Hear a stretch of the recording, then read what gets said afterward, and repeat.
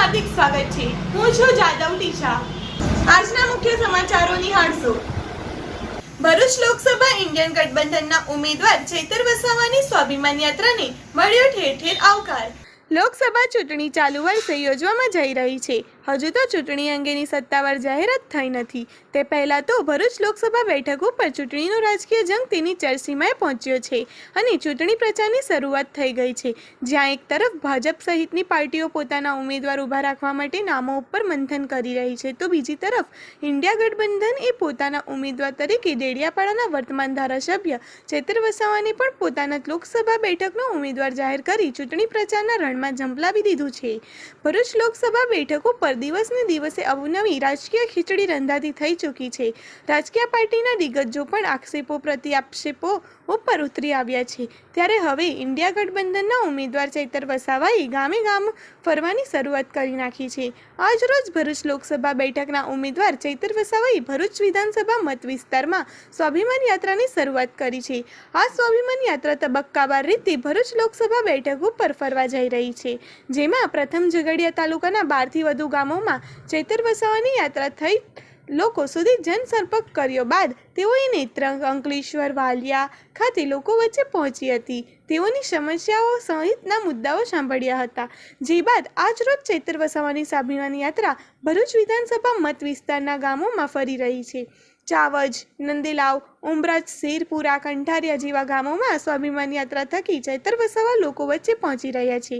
જિલ્લામાં સ્વાભિમાન યાત્રાને ઠેર ઠેર આવકાર મળતો જોઈ આગામી લોકસભા ચૂંટણીમાં દિગ્ગજો વચ્ચે જામેલ રાજકીય જંગમાં રસપ્રદ પરિણામ આવે તેવું કહેવાઈ રહ્યું છે। માત્ર ને માત્ર આદિવાસી સમાજે જાગવાની જરૂર છે।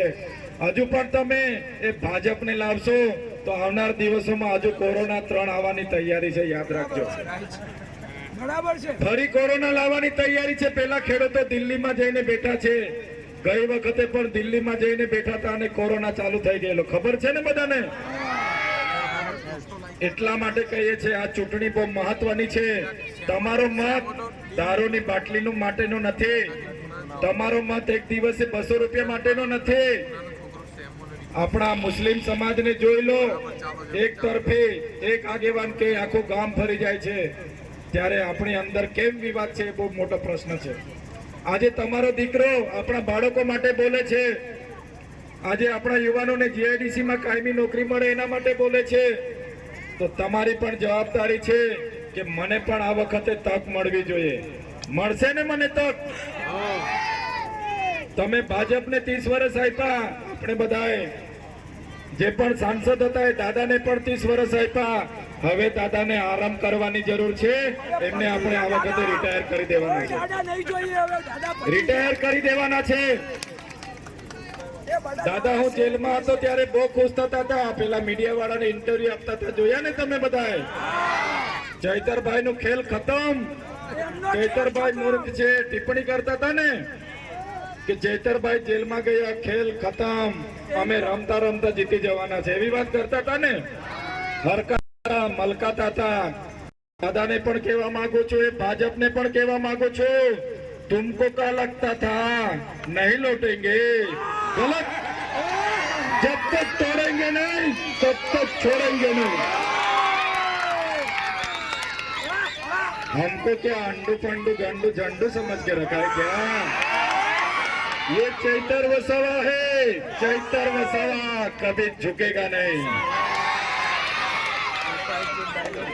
જ્યારથી ભરૂચ લોકસભામાં આપણું નામ પડ્યું છે, જ્યારથી કોંગ્રેસના આગેવાનોએ કહી દીધું છે કે ચૈતર વસાવાને જીતાડવાનું, ત્યારથી આ ભાજપના લોકોમાં ખલબલી મચી ગઈ છે, ખલબલી।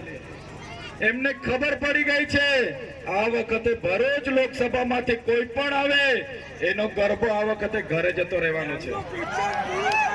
તૈયાર છે ને બધા? સાથે રહેજો, ખોટી નહીં જતા, બરાબર છે? આજે અહીંયા પણ મીટિંગમાં 2-4 જણ ને એ લોકોએ મૂક્યા હશે, ભાઈ ચૈતરભાઈ આવે છે કંથારિયામાં, શું ભાષણ કરે છે વિડીયો બનાવી લાવજો, આગેવાનો કોણ કોણ હાથે બેસે છે વિડીયો બનાવી લાવજો। હશે ને 2-4 જણ? પણ કોઈએ ગભરાવાની જરૂર નથી।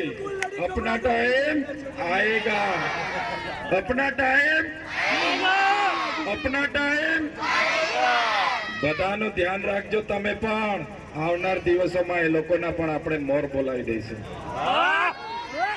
કોઈને બીવાની જરૂર નથી. સત્યની લડાઈ આપણે લડીએ છીએ, ન્યાયની વાત આપણે કરીએ છીએ, લોકશાહીની વાત આપણે કરીએ છીએ, સંવિધાનની વાત આપણે કરીએ છીએ. બિન સાંપ્રદાયિક દેશ છે, દરેક વર્ગને અહીંયા જીવવાનો અધિકાર છે, દરેક વર્ગને બંધારણમાં સ્વતંત્રતા મળી છે. ત્યારે એ પાર્ટીને પણ કહેવા માંગીએ છે કઈ વાંધો નથી, જેટલો અમને દબાવવાનો દબાવી લો, તમારો પણ અતિ ટાઈમ થઈ ગયો છે, અંતનો સમય આવવાનો છે. એની શરૂઆત અમારા ભરૂચના લોકો ભરૂચ લોકસભામાંથી કરી દેવાના છે.